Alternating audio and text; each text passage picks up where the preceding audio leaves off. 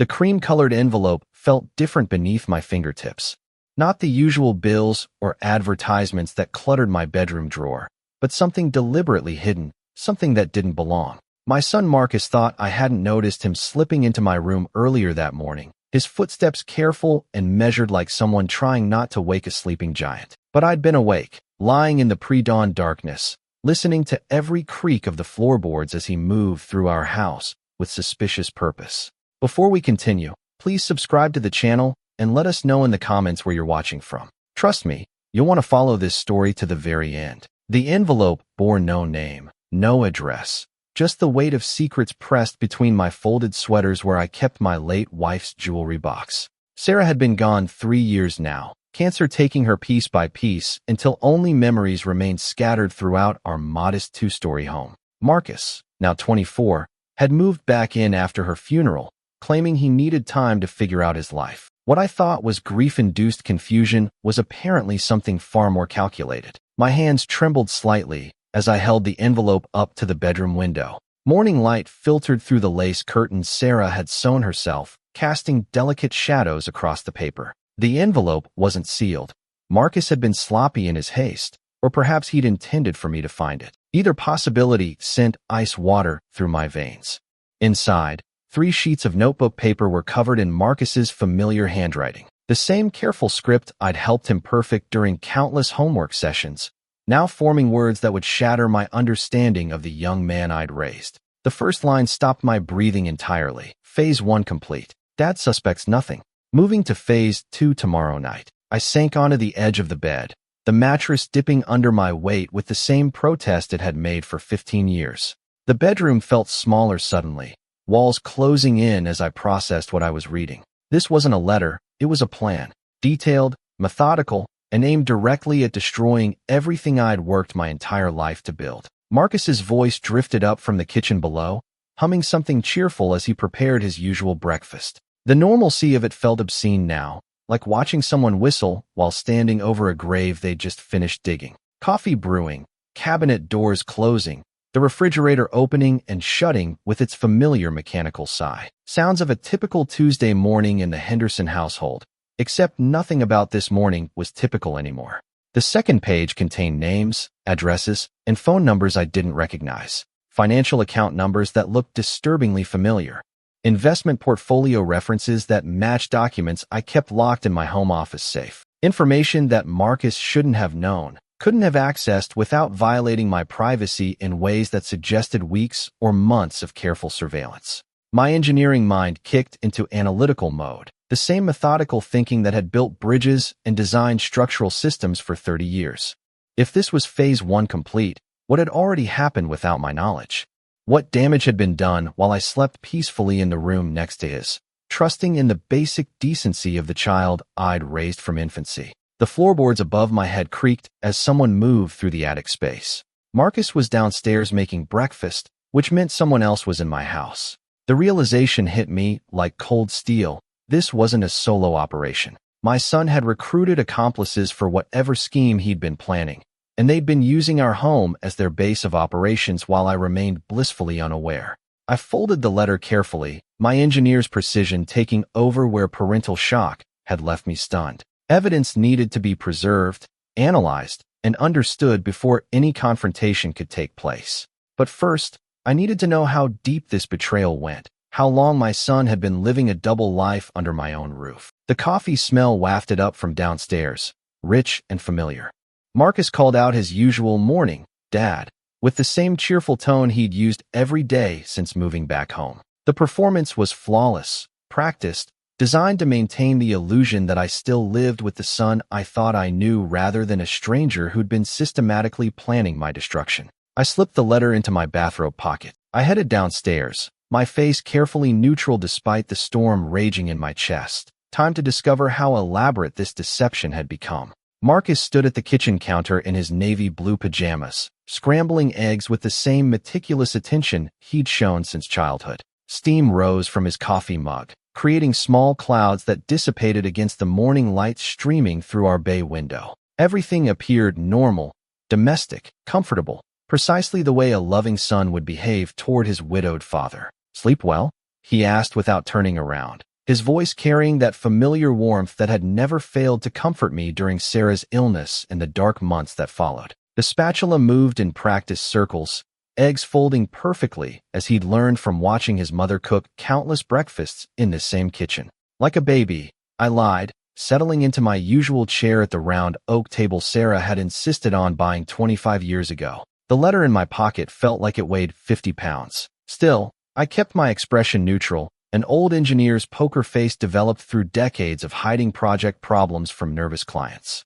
Marcus served breakfast with theatrical flourish, placing my plate exactly where I preferred it, coffee cup positioned at the perfect angle for my right-handed reach. He'd paid attention to these details, cataloged my routines and preferences with the same precision he'd apparently used to plan whatever scheme was outlined in those 3 pages of careful handwriting. "Dad, I've been thinking about Mom's garden," he said, settling across from me with his own breakfast. "Maybe we should plant something special this spring. Those roses she loved, the pink ones that climbed the trellis."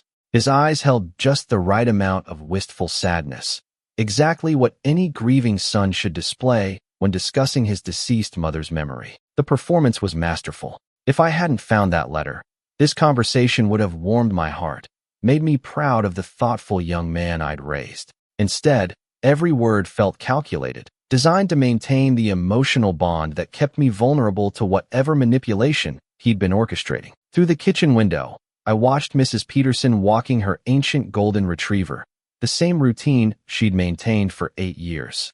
Every day, suburban life continued its predictable patterns while my world tilted off its axis. Marcus followed my gaze, commenting on how the neighbor's dog looked slower lately, expressing exactly the kind of gentle concern that had always made me grateful for his compassionate nature.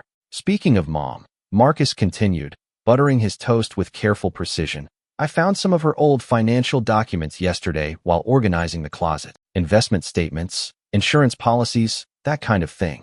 I put them on your desk upstairs in case you wanted to review them." My fork paused halfway to my mouth. Those documents were kept in my locked office safe, protected by a combination only I knew. If Marcus had accessed them, he would have either cracked the safe or found some other way to breach my privacy. The casual way he mentioned this violation suggested it was all part of his larger plan. "That's thoughtful of you," I managed, keeping my voice steady despite the anger building behind my ribs.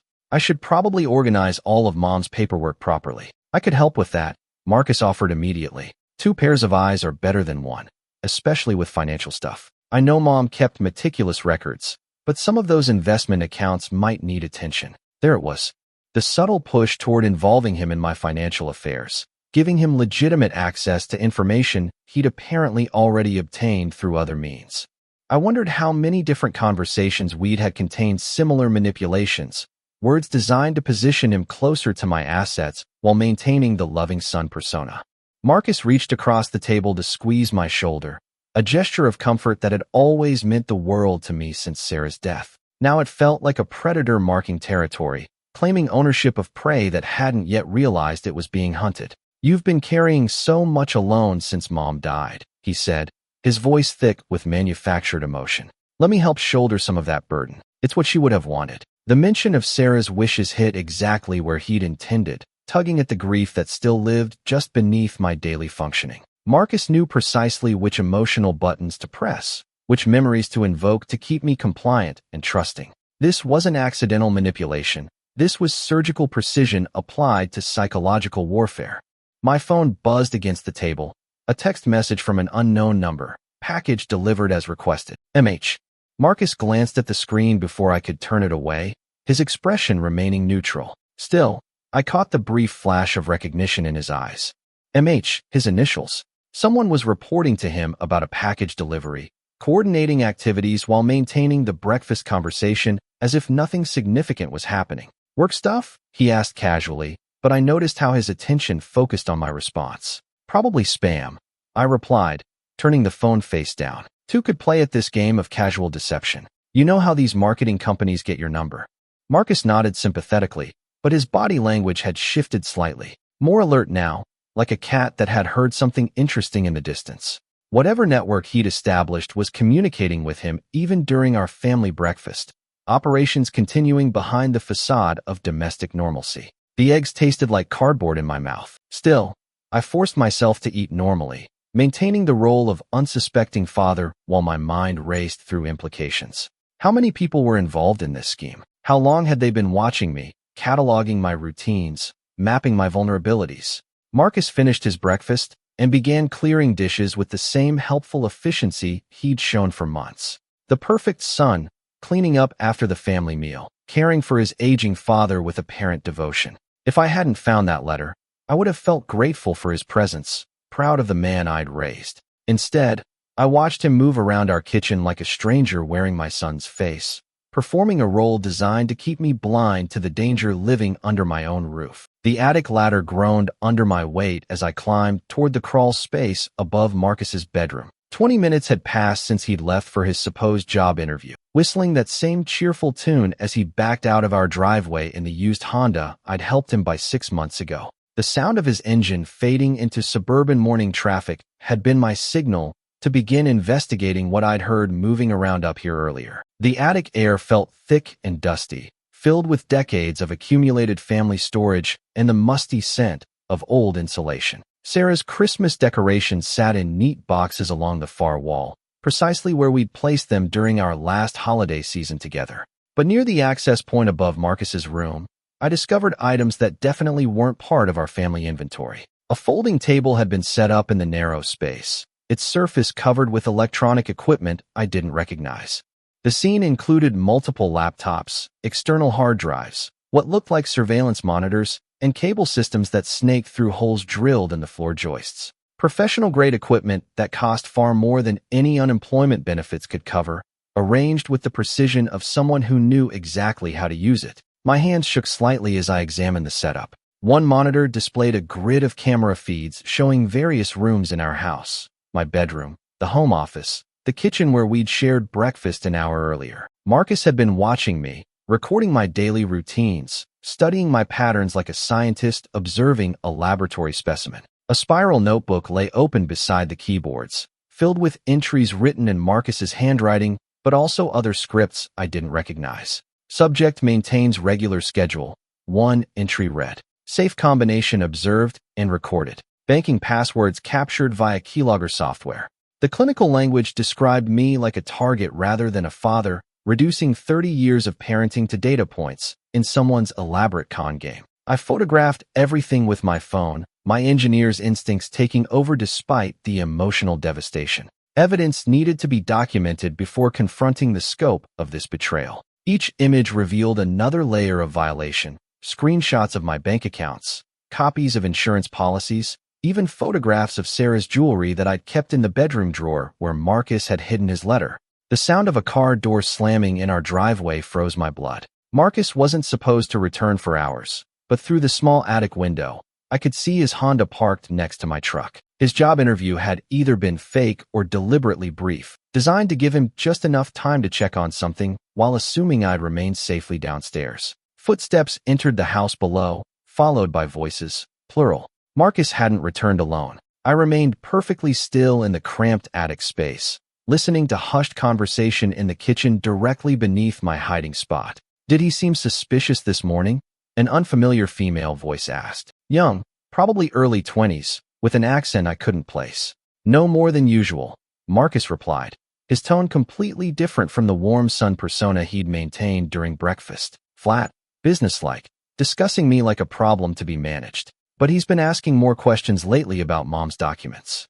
We might need to accelerate the timeline. The bank transfers are ready, a male voice added. Older than Marcus, confident, clearly someone with experience in whatever they were planning. Once you have his signature on the power of attorney documents, we can move everything offshore within 24 hours. My heart hammered against my ribs so loudly I was sure they could hear it through the floor joists. Power of attorney documents meant legal control over every asset I'd accumulated during 40 years of honest work. My retirement savings, the house, Sarah's life insurance money. Everything I'd planned to leave as Marcus's inheritance was apparently going to be stolen while he convinced me I was signing routine paperwork. What about the old man after the transfers? The female voice asked with casual cruelty. He's going to notice when the accounts are empty. Marcus's laugh contained no trace of the son who'd worried about his mother's garden that morning. By then, it won't matter. Alzheimer's runs in families, doesn't it? Dad's been showing signs of memory problems lately. Sad. Really, how quickly these things can progress. The implication hit me like ice water. They weren't just planning to steal my money. They were going to claim I'd developed dementia, probably have me declared incompetent, institutionalized. At the same time, they enjoyed the fruits of their elaborate deception. I'd be drugged and warehoused somewhere, while my son convinced the world that his father's mind had deteriorated beyond recovery. The forged medical records are ready. The older man confirmed. Dr. Patterson's signature looks perfect, and the neurological test results show significant cognitive decline. We have 18 months of documented office visits that never actually happened. 18 months. This scheme had been in development since shortly after Sarah's funeral, while I'd been grieving and vulnerable and grateful for my son's presence during the darkest period of my life. Every kind gesture, every moment of apparent concern, had been calculated moves in a game designed to strip me of everything I'd worked for and leave me helpless in some state-run facility. Through the attic window, I watched a white van pull up across the street. No company markings, tinted windows, the kind of vehicle used for surveillance or transport when anonymity was required. Part of their operation was positioned to watch for my return or remove evidence once their plan reached completion. The conversation below shifted to logistics.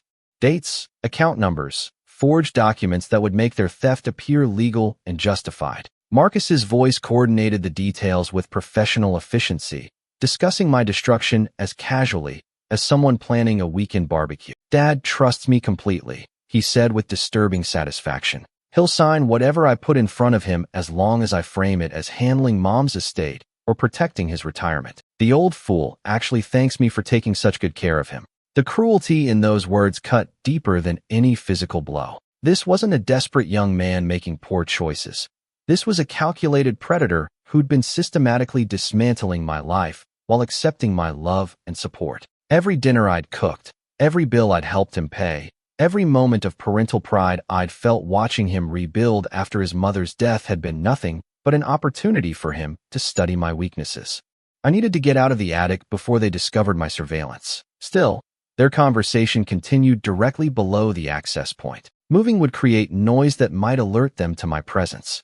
Instead, I remained frozen in the cramped space, documenting their planning session. At the same time, my own son discussed the best methods for destroying his father's life. The white van's engine started across the street. Through hushed conversation below, I gathered that someone was leaving to retrieve additional forged documents from another location. The network Marcus had assembled was larger and more sophisticated than anything I'd imagined when I found that letter in my drawer.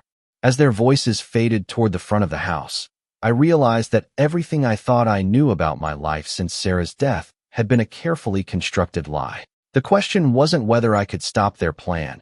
It was whether I could stop it without becoming another casualty of their ruthless efficiency. The bank statements spread across my home office desk told a story I wasn't prepared to read. While Marcus and his accomplices had moved their planning session to the basement, I'd slipped into my locked office to examine the financial documents he'd claimed to find in Sarah's closet. The numbers painted a picture of systematic theft that had been occurring right under my nose for months. Small withdrawals, perfectly timed to avoid triggering automatic alerts. $500 here, $300 there, consistently just below the $1,000 threshold that would require additional verification. My engineering mind recognized the pattern immediately. Someone with intimate knowledge of banking security protocols had been slowly bleeding my accounts while maintaining balances that wouldn't raise red flags during routine reviews. The forgeries were sophisticated: bank letterhead, official account numbers, even watermarks that looked authentic under casual inspection. But my trained eye caught the subtle inconsistencies: font sizes that didn't quite match, spacing irregularities, serial numbers that followed the wrong sequential pattern.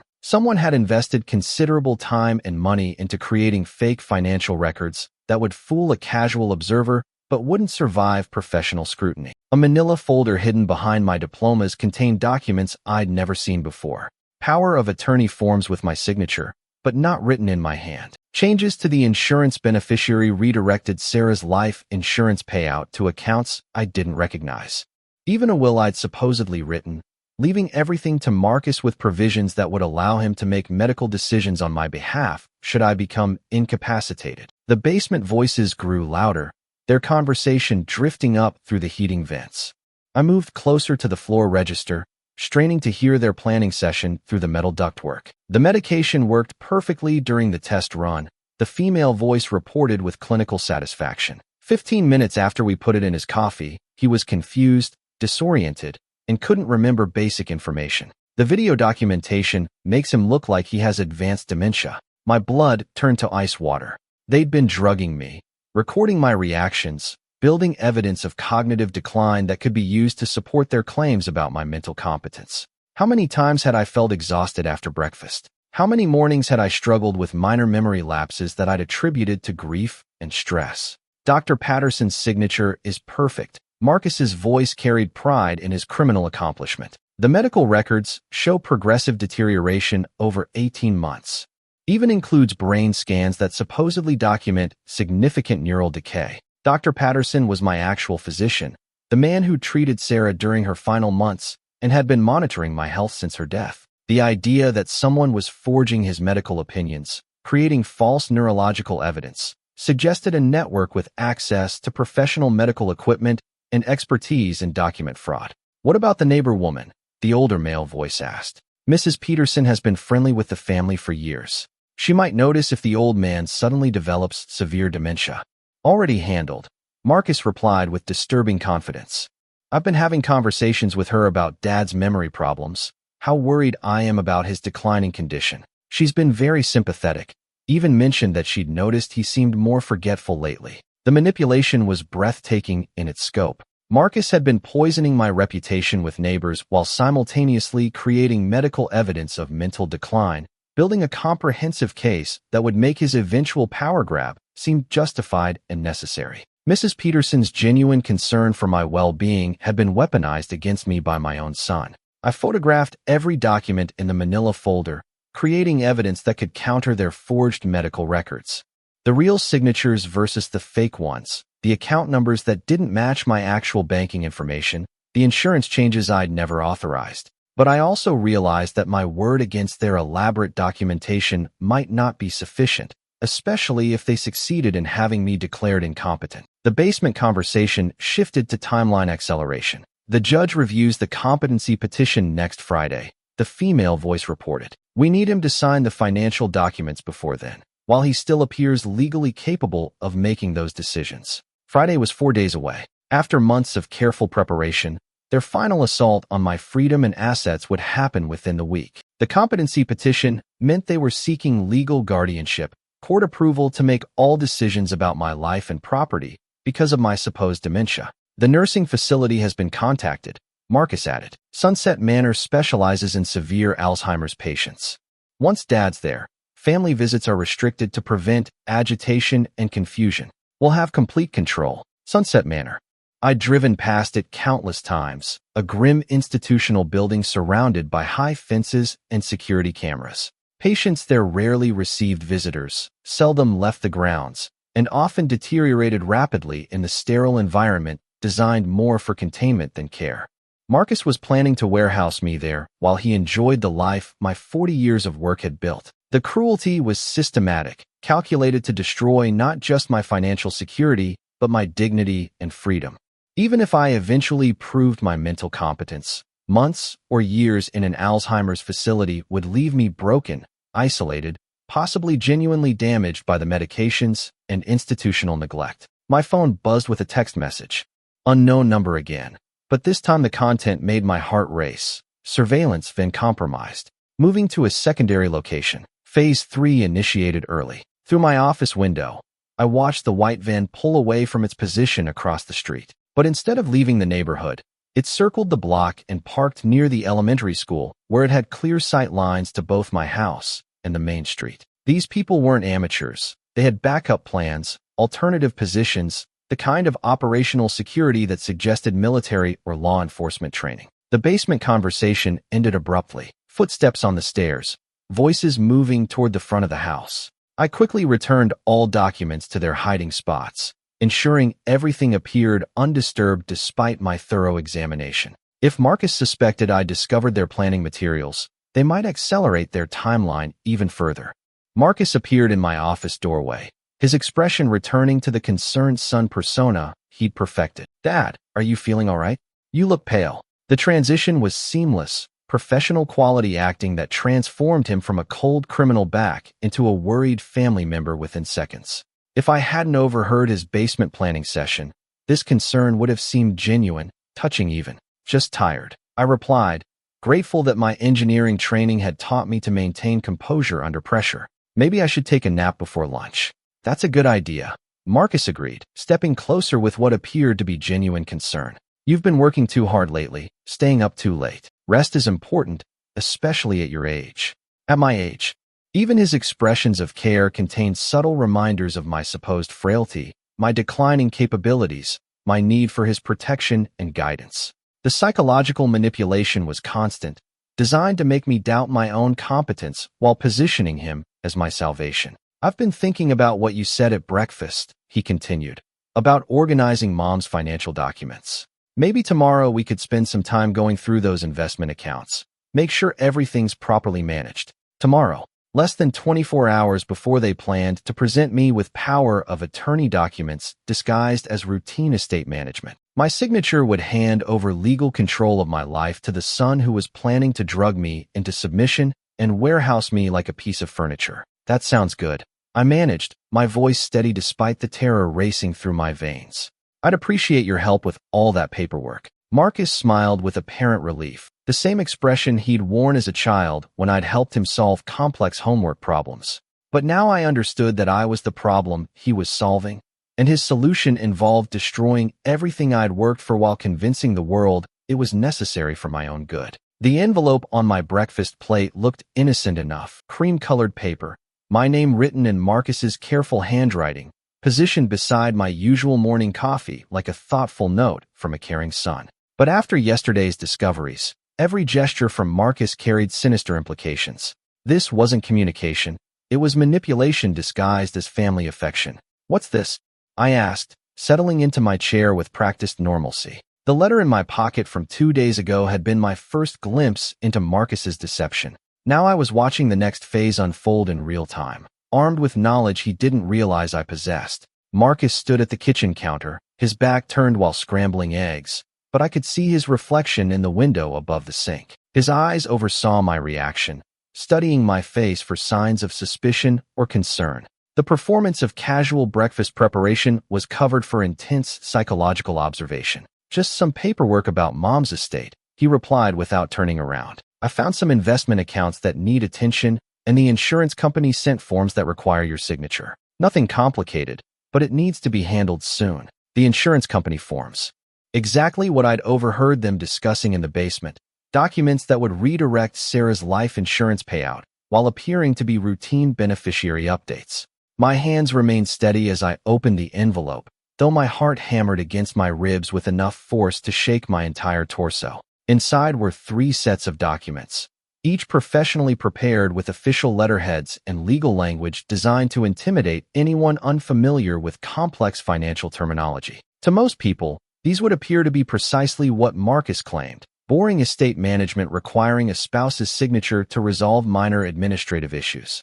But my engineering background had taught me to read technical documents carefully, and these forms contained language that would transfer far more than insurance benefits. Hidden in subsections and appendices were clauses granting Marcus broad financial powers, medical decision-making authority, and legal guardianship rights that would effectively sign away my independence. The insurance company needs these back by Friday, Marcus continued, still maintaining his casual tone while monitoring my reflection in the window. Something about policy renewals and beneficiary verification. You know how these big companies are with their bureaucracy. Friday. The same deadline I'd overheard in their basement planning session, when the judge would review their competency petition. Everything was coordinated with precision timing. Get my signature on the financial documents, then present medical evidence of my deteriorating mental state to justify their guardianship petition. I flipped through the pages slowly, buying time to photograph the most damaging clauses with my phone while appearing to read through routine paperwork. The language was deliberately complex,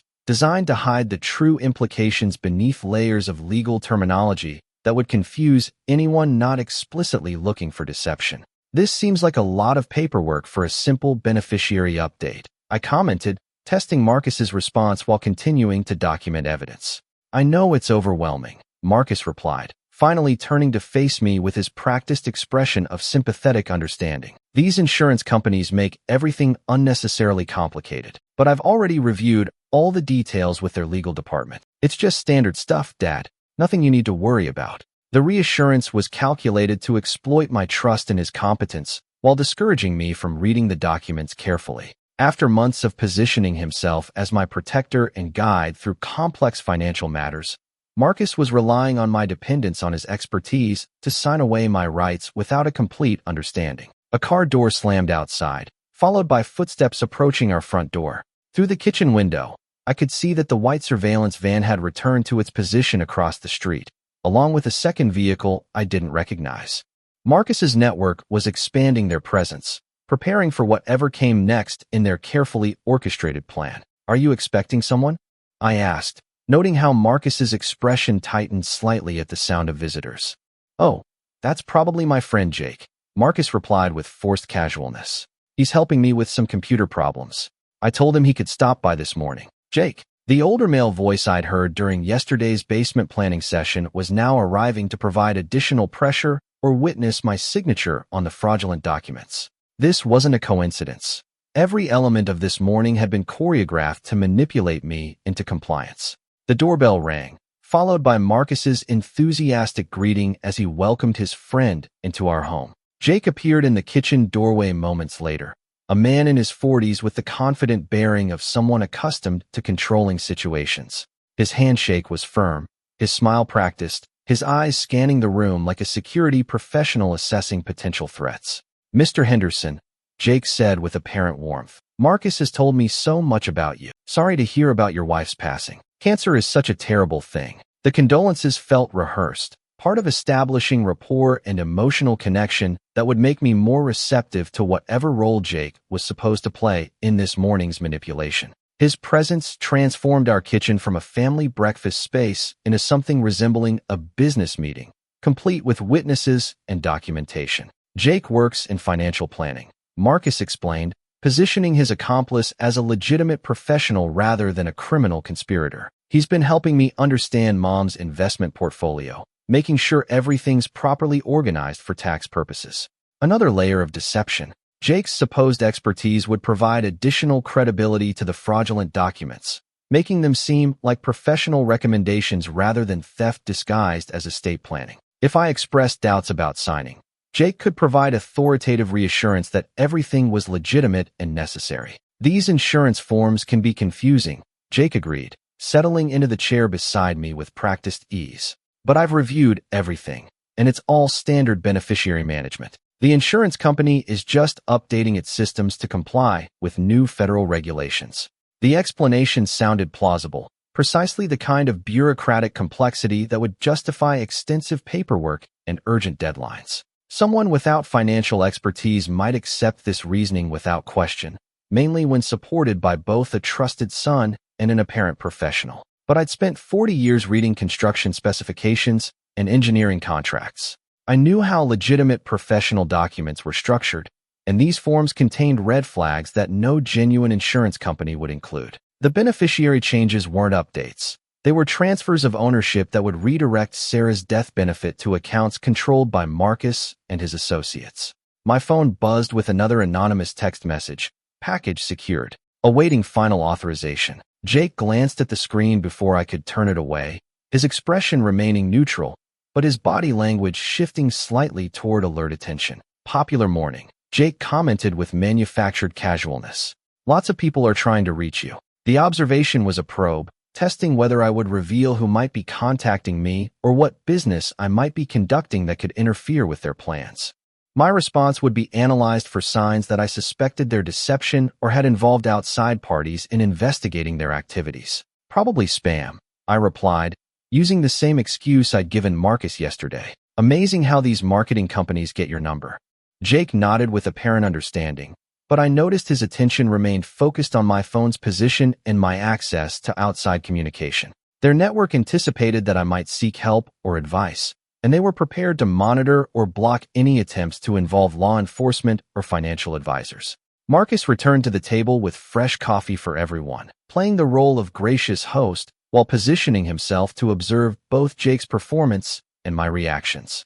The breakfast conversation was a carefully staged production designed to pressure me into signing documents that would complete their elaborate theft. "Dad," Marcus said, settling back into his chair, "Jake thinks it would be best to handle all this paperwork today. The insurance company deadlines are pretty strict, and we don't want any delays that might affect Mom's policy benefits."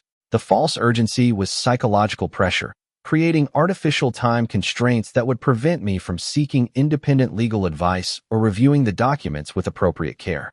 But I now understood that Friday's deadline wasn't about insurance company requirements. It was about coordinating my signature with their competency petition and ensuring all elements of their plan converged simultaneously. I picked up the first set of documents, pen in hand, while both men watched expectantly. This was the moment they'd been building toward for months. My signature completing their elaborate fraud while believing I was handling routine estate management. Instead of signing, I set the pen down carefully and looked directly at both of them. "You know," I said quietly, "I think I'd like to have my attorney review these first." The temperature in the kitchen dropped 10 degrees when I mentioned involving my attorney. Marcus's coffee cup froze halfway to his lips, and Jake's friendly expression flickered like a television screen, losing signal. For just a moment, both men dropped their carefully maintained personas, revealing glimpses of the predators lurking beneath their compassionate facades.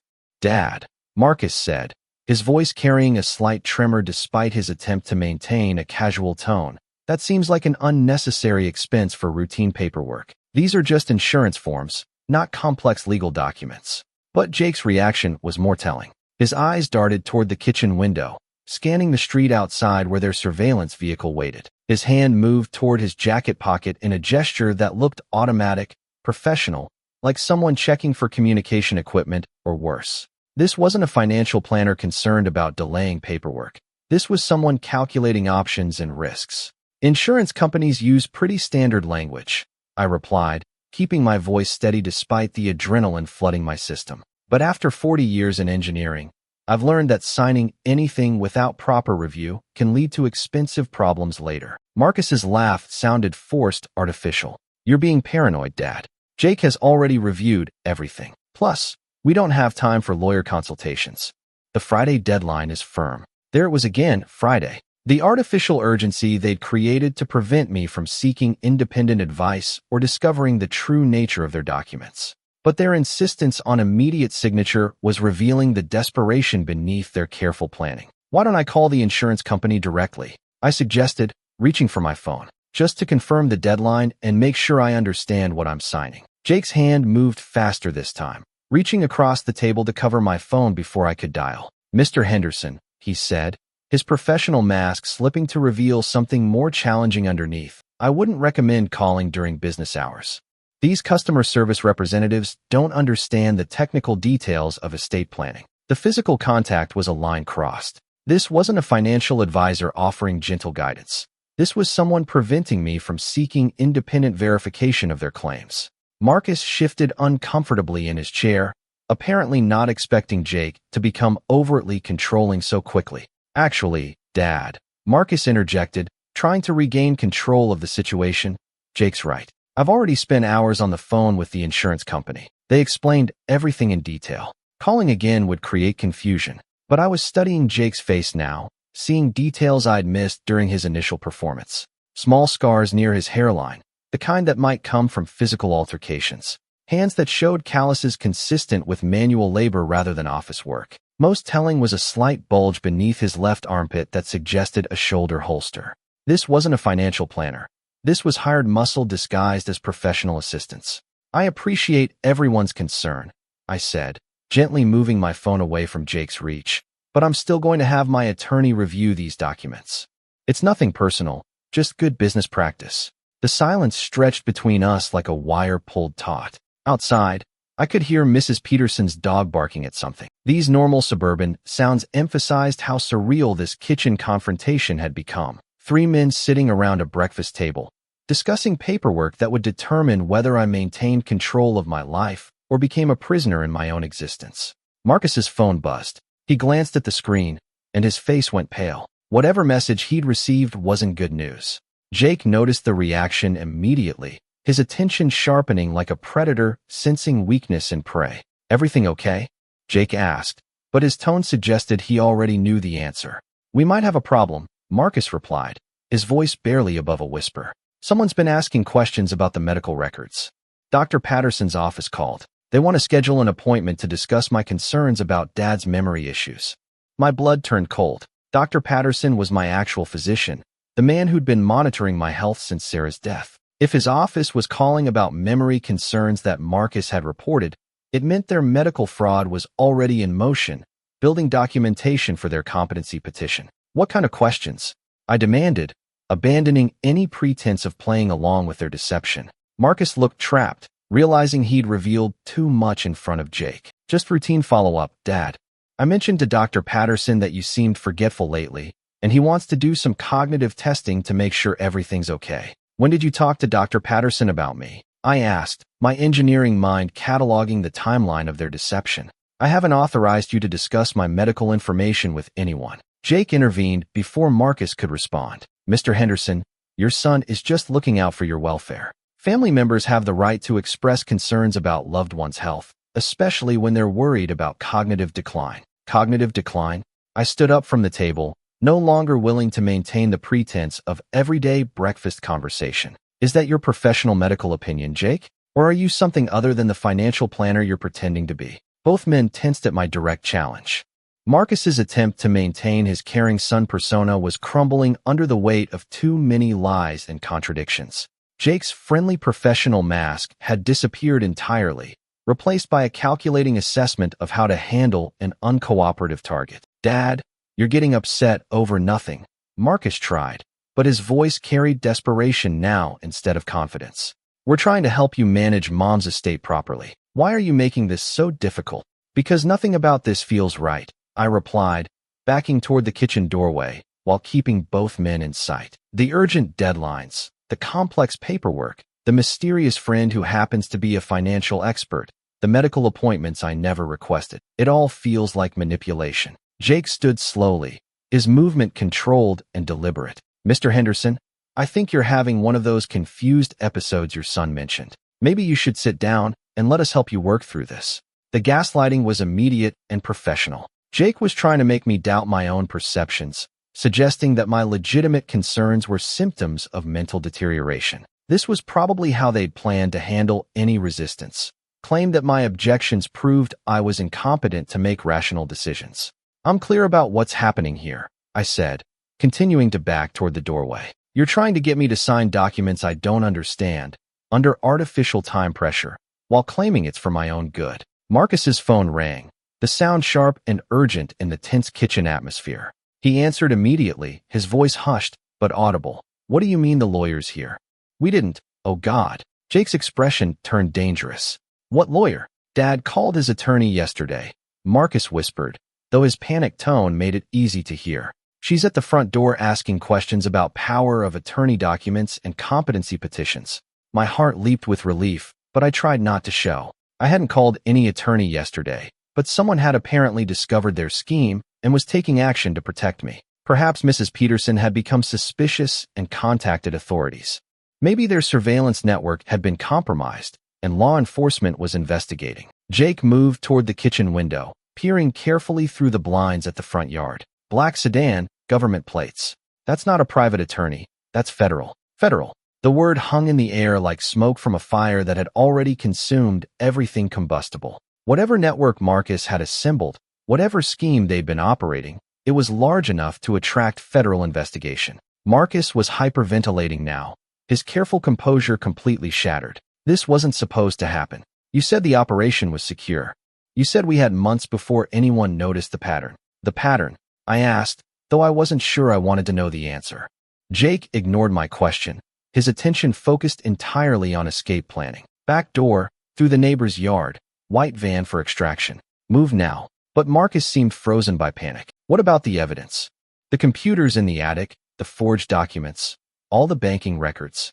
"Leave it," Jake snapped. "Material can be replaced. Prison sentences can't be negotiated away." They were abandoning their elaborate scheme, fleeing like rats from a sinking ship. But their conversation revealed this operation was much larger than a single personal theft. Marcus had mentioned a pattern that federal agents had noticed, suggesting multiple victims, possibly a nationwide fraud network that had been targeting vulnerable seniors systematically. The front doorbell rang, followed by authoritative knocking. Federal agents. A female voice called through the door. "We have a warrant to search these premises." Jake was already moving toward the back door. Still, Marcus remained at the table, staring at the unsigned documents that represented months of planning and preparation. His young face showed the devastating realization that his elaborate scheme to steal his father's life had collapsed in a matter of minutes. "Marcus," I said quietly, "whatever you've done, whatever you've gotten involved with, there's still time to do the right thing." He looked up at me with eyes full of tears and rage. "The right thing? You mean like how you did the right thing when Mom was dying? Working overtime instead of staying with her? Putting your job ahead of family until it was too late?" The accusation hit like a physical blow. Marcus's resentment about my work schedule during Sarah's illness had been festering for years, apparently justifying his decision to destroy me financially and emotionally. In his mind, stealing my life was payback for the time I hadn't spent with his mother. But there was no time for family therapy now. Federal agents were at my front door, Jake had disappeared through the back exit, and Marcus sat surrounded by evidence of conspiracy to commit elder fraud on what appeared to be a massive scale. The kitchen felt like the center of a storm that had been building for months, finally unleashing its full fury on everyone caught in its path. Special Agent Patricia Coleman stood in my living room like a guardian angel dressed in a Navy business suit. Her badge gleamed under the overhead light as she surveyed the chaos that had erupted when federal agents simultaneously entered through both my front and back doors, trapping Marcus before he could follow Jake's escape route. "Mr. Henderson," Agent Coleman said, her voice carrying the professional calm of someone who'd handled hundreds of similar cases. "We've been investigating a multi-state elder fraud operation for 8 months. Your son's activities triggered several red flags in our financial monitoring systems." 8 months. While I'd been grieving Sarah's loss and grateful for Marcus's presence, federal agents had been tracking his criminal network across state lines. The scope of their operation was apparently much larger than one son stealing from his father. Marcus sat handcuffed on my sofa, no longer the confident young man who'd been planning my destruction that morning. His face was streaked with tears, his expensive clothes wrinkled from his attempted escape, his carefully maintained persona completely shattered by the reality of federal arrest. "We identified at least 12 other victims in 6 states, Agent Coleman continued, opening a thick folder filled with photographs and documents. Elderly individuals who were systematically targeted, isolated, and defrauded by the same network your son was working with. The photographs showed faces remarkably similar to mine. Widowed seniors, primarily men, living alone after losing their spouses. Each had been approached by younger accomplices who'd gained their trust before implementing elaborate schemes to steal their assets and life savings. How did they choose their victims? I asked, though part of me already understood the methodology. Death notices in local newspapers. Agent Coleman replied grimly. The network monitored obituaries for recently widowed individuals with significant assets. They'd research financial records, identify the most vulnerable targets, then deploy operatives to establish emotional connections.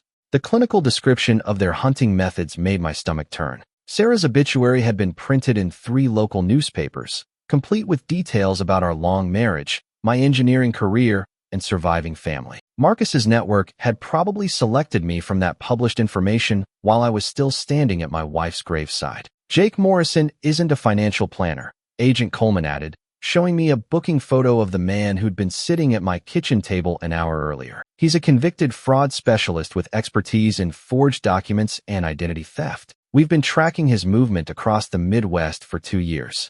Marcus looked up at the mention of his accomplice's real name. I didn't know, he whispered, his voice barely audible. He told me he was legitimate, that we were just helping families manage complex estates. Marcus, Agent Coleman said, her tone shifting to disappointment rather than anger. Our surveillance shows you coordinated with Morrison's network for over 18 months. You provided inside information about your father's finances, daily routines, and personal vulnerabilities. This wasn't accidental involvement. This was deliberate conspiracy. 18 months.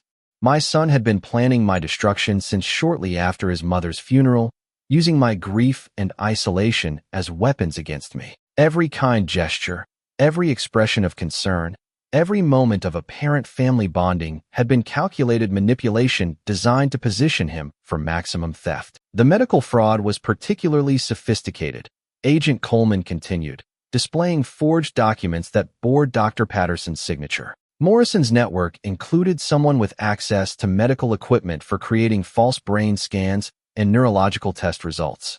The fake brain scans were spread across my coffee table like evidence in a murder trial. High-resolution images supposedly showing severe cognitive decline, progressive neural deterioration, and all the medical justification they'd needed to have me declared incompetent and institutionalized. Dr. Patterson confirmed he never examined you for memory problems, Agent Coleman explained. Morrison's network fabricated all the medical records Marcus provided to support his competency petition. Marcus's head dropped into his hands.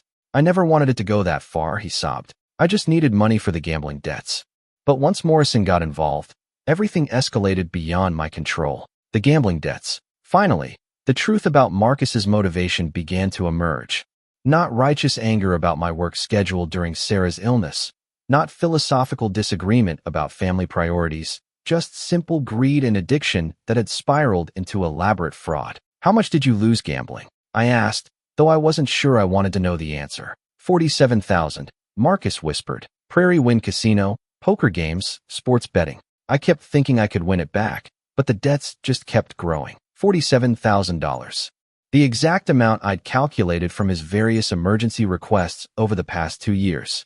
He hadn't been spending my money on legitimate expenses. He'd been feeding a gambling addiction while planning to steal everything else I owned. Agent Coleman produced another folder, this one containing bank records and financial transactions. Morrison's network was sophisticated. They had offshore accounts, cryptocurrency exchanges, and money laundering operations that could move stolen assets internationally within hours. My retirement savings, Sarah's life insurance money, even the house, everything would have disappeared into untraceable digital transfers, leaving me penniless and institutionalized. At the same time, Marcus enjoyed the fruits of my 40 years of honest work. What happens now? I asked, trying to process the magnitude of what I'd narrowly escaped. Marcus will be charged with elder fraud, conspiracy, money laundering, and identity theft, Agent Coleman replied. Federal sentences for these crimes typically range from 15 to 25 years. Morrison's network members face similar charges in multiple jurisdictions, 15 to 25 years. My son would spend the prime of his life in federal prison, paying for his decision to destroy his father rather than honestly address his gambling addiction. The boy I'd raised, taught to ride bicycles, helped with homework, supported through college. That person was apparently gone, replaced by a stranger willing to commit any crime for money. The forged power of attorney documents alone constitute felony fraud, Agent Coleman continued. Combined with the medical conspiracy and money laundering charges, Marcus is looking at significant prison time. Marcus's sobbing intensified. Dad, I'm sorry. I never meant for it to get this bad. Morrison said it would be simple, clean, that you'd never know what happened. You were going to drug me and warehouse me in an Alzheimer's facility. I replied quietly. You were going to steal my money and convince the world I was too mentally incompetent to object. How is that simple or clean? The question hung unanswered in the air between us. Marcus had no explanation that could justify the systematic cruelty of his plan, no excuse that could transform attempted elder abuse into acceptable behavior. Agent Coleman's phone rang. She answered briefly, then returned her attention to our conversation. Morrison was apprehended at the airport trying to board a flight to the Cayman Islands. He had over $2 million in cryptocurrency accounts, apparently representing assets stolen from multiple victims over the past 3 years. $2 million. The scope of Morrison's fraud network was staggering, affecting dozens of families across multiple states. My case wasn't personal revenge. It was just one operation in a massive criminal enterprise that targeted grieving seniors systematically. Mr. Henderson, Agent Coleman said, you're extremely fortunate you discovered Marcus's letter when you did. Most victims in similar cases don't realize they're being defrauded until their assets have already been transferred offshore. The letter, the cream-colored envelope Marcus had hidden in my drawer, contained his detailed planning notes. If I hadn't found that evidence, if I hadn't investigated further, I'd be signing fraudulent documents right now while federal agents were arresting his accomplices. What made you suspicious enough to investigate? Agent Coleman asked. Engineering training. I replied honestly. 40 years of analyzing systems and identifying structural weaknesses. Marcus's story had too many inconsistencies, too many convenient coincidences. Marcus looked up at me through his tears. You always were too smart for your own good, Dad. Smart enough to avoid spending my retirement in a nursing home while my son enjoyed stolen money. I replied. Smart enough to recognize that love doesn't justify letting someone destroy your life. The words were harsh, but they needed to be said. Marcus's betrayal wasn't a momentary lapse in judgment. It was calculated predation that had required months of planning and systematic deception. Whatever love existed between us had been weaponized against me by his criminal associates. Agent Coleman began packing her evidence folders. Mr. Henderson, we'll need you to testify at trial, but for now, you're free to resume your normal life. All your assets are secure, and we've placed protective monitoring on your accounts to prevent any further unauthorized access. Normal life. After discovering that my son had spent 18 months planning to steal my freedom and dignity, I wasn't sure what normal looked like anymore. The house felt contaminated by betrayal, every room holding memories of deception I'd been too trusting to recognize. As federal agents escorted Marcus toward the door in handcuffs, he looked back at me with desperate pleading in his eyes. Dad, please don't let them send me to prison. I'm still your son. Mom would want you to help me. The manipulation continued even in defeat. Marcus was still trying to use Sarah's memory, my parental love, and family obligation to escape consequences for his crimes. Some patterns of behavior were apparently too deeply ingrained to change, even when facing decades in federal prison. Your mother would want you to face the consequences of your choices honestly, I replied. She believed in accountability, not excuses. It was the last conversation I would have with my son as a free man. 6 months later, I stood in the kitchen of my new Denver apartment, watching the Rocky Mountains emerge from morning mist through my window. The one-bedroom unit was smaller than the house I'd sold in Omaha. Still, it felt larger somehow, spacious with possibility rather than cramped with painful memories. The newspaper lay folded on my small dining table, open to the article I'd been avoiding for 3 weeks. Elder Fraud Network sentenced. Leader gets 25 years. Marcus's name appeared in the third paragraph, along with his 15-year federal sentence for conspiracy, fraud, and money laundering. 15 years of his life, gone because he'd chosen crime over honest conversation about gambling addiction. My coffee had gone cold while I stared at those words, processing the finality of my son's choices.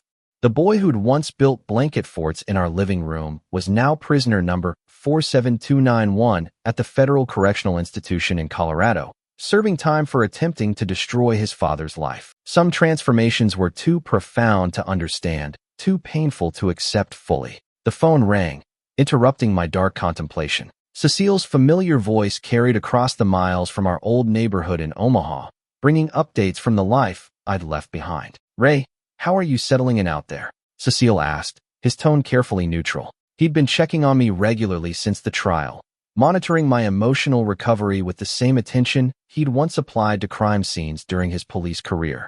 Better each day, I replied honestly. The mountains help put things in perspective. Makes personal problems seem smaller when you're surrounded by something that ancient and permanent. Mrs. Peterson asks about you constantly, Cecile continued. She still feels terrible about not recognizing what Marcus was doing. Keeps saying she should have noticed something was wrong. Mrs. Peterson's guilt was misplaced, but understandable. The investigation had revealed that Marcus's manipulation extended throughout our entire neighborhood, creating false impressions of my declining health while positioning himself as the devoted son managing my care. Even observant neighbors couldn't have detected the sophisticated deception Morrison's network had orchestrated. Tell her there was nothing she could have seen, I said. These people were professionals. They made their living deceiving families. Through my apartment window, I watched my new neighbors begin their daily routines. Retired couples walking small dogs, young professionals heading to work, children waiting for school buses. Every day, suburban life continues its predictable patterns, unmarked by the kind of betrayal that had shattered my previous existence. Any word from Marcus? Cecile asked carefully, knowing this was sensitive territory. He writes letters, I admitted, once a week, like clockwork. Apologies, explanations, requests for visits. I don't read them anymore. The letters sat unopened in a box on my bedroom closet shelf, accumulating like evidence of Marcus's continued inability to accept responsibility for his choices. Even from federal prison, he was trying to manipulate my emotions, rebuild connections that could serve his purposes upon eventual release. That's probably wise, Cecile agreed. Some bridges can't be rebuilt once they've been burned completely. After ending the call, I walked to my small home office, where engineering textbooks shared shelf space with legal documents from the federal investigation. Agent Coleman had provided copies of everything: surveillance reports, financial records, and psychological profiles of Morrison's fraud network. Understanding the full scope of what I'd escaped had become part of my healing process. The victim impact statements were complicated to read. 12 other families had suffered what I'd narrowly avoided: elderly parents warehoused in nursing facilities. At the same time, their adult children enjoyed stolen assets. Some victims had died in institutional care, never knowing their own families had betrayed them. Others had been rescued too late to recover their mental or physical health. I'd been extraordinarily fortunate. My engineering training had provided the analytical skills necessary to recognize inconsistencies in Marcus's deception. Many victims lacked that technical background, trusting family members completely until their assets disappeared into offshore accounts. A knock at my apartment door interrupted my review of the case files. Through the peephole, I saw a woman in her 70s holding a covered dish, wearing a friendly smile that suggested she was either a neighbor or someone selling something. "I'm Helen Martinez from 3B, she announced when I opened the door. "Welcome to the building. I made extra enchiladas and thought you might enjoy some home cooking." The gesture was simple, human kindness offered without expectation of return. After months of analyzing criminal betrayal and systematic deception, genuine neighborly concern felt almost foreign. But Helen's smile was authentic, uncomplicated by hidden agendas or calculated manipulation. "That's very thoughtful," I replied, accepting the warm dish gratefully. "I'm Ray Henderson, still getting settled in." "Moving is hard at any age," Helen agreed, "but starting over takes real courage. Good for you for having the strength to build something new." Starting over. The phrase had become my mantra during the past 6 months, a reminder that survival meant more than simply avoiding Marcus's fraud. It meant choosing to build a future unmarked by his betrayal. At 61, I was designing a life based on my own preferences rather than an obligation to family members who'd proven untrustworthy. Helen's enchiladas were delicious, seasoned with cumin and care that reminded me of meals Sarah had prepared during our better years. But instead of triggering painful nostalgia, the flavors felt like promises of new experiences, different relationships built on honesty rather than manipulation. My laptop chimed with an email notification. Dr. Patricia Williams, the therapist Agent Coleman had recommended for processing trauma related to elder abuse. Our sessions had been helping me understand how Marcus's systematic deception had damaged my ability to trust, but also how survival had demonstrated my resilience and intelligence. "Ray," Dr. Williams had explained during our last session, "you didn't just escape financial fraud. You defeated a sophisticated criminal network through your own analytical abilities." That's not the response of a victim. That's the response of someone who refused to be victimized. The distinction mattered more than I'd initially realized. Victims were powerless, passive, defined by what had been done to them. Survivors were active agents who'd overcome threats through their own strength and intelligence. The label I chose would determine how I understood my experience and my future possibilities. Evening light painted the mountains purple and gold as I prepared dinner in my small kitchen. The apartment felt peaceful, secure, mine in ways the old house never could be again. Every possession here had been chosen deliberately, unmarked by memories of deception or family betrayal. My phone rang one final time. Unknown number, which I'd learned to answer cautiously since the investigation had made my contact information part of public court records. "Mr. Henderson?" An unfamiliar voice, young, nervous.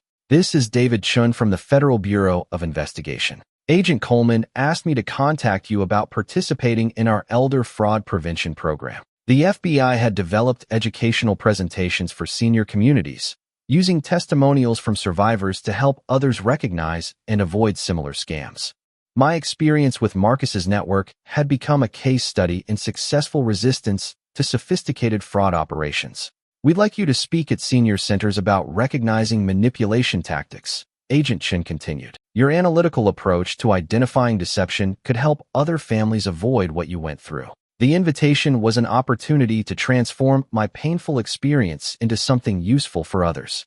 Instead of simply surviving Marcus's betrayal, I could help prevent similar crimes from destroying other families.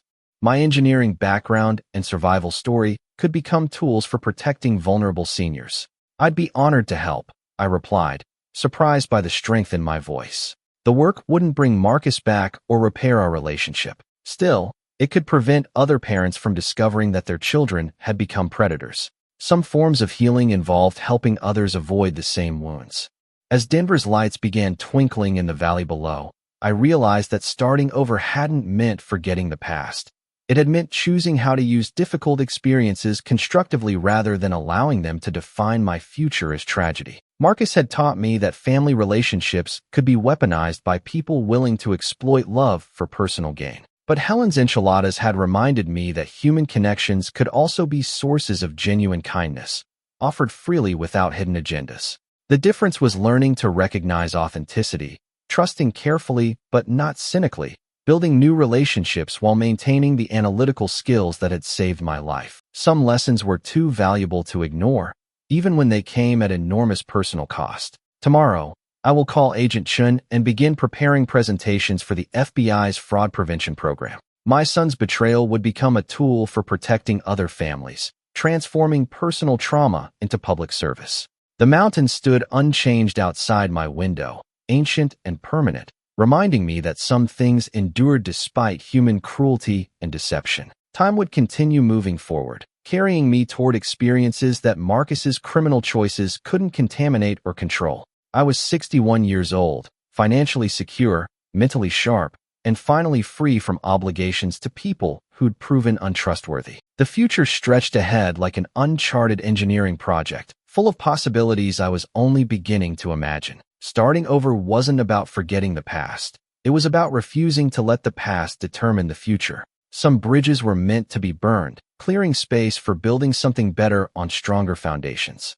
Asterisk, if you enjoyed this story, please like this video and subscribe to our channel for more incredible true stories. Share your thoughts about family betrayal and starting over in the comments below. What would you have done in Ray's situation? To watch our next story about family secrets and unexpected discoveries, click the video on your screen now. Thank you for watching. And remember, sometimes the greatest act of love is protecting yourself from those who would destroy you. Asterisk.